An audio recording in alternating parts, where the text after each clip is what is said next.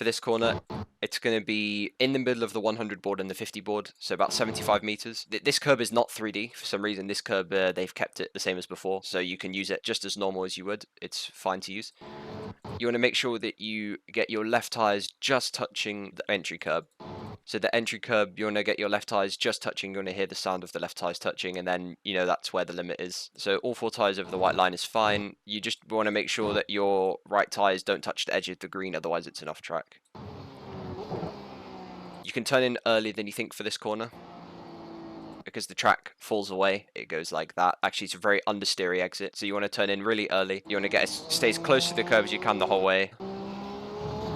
Now this is where you want to be very careful, because this is really bumpy now. It's faster to use it, but it's just really bumpy, so be careful. Also, if your left tires touch this, so like if they go just past the red and white curb, it's going to be an off track. So that's where the limit is. So again, you don't want to bring the car back, because your right tires are on the drop-off part on this. So you want to just stay straight the whole way.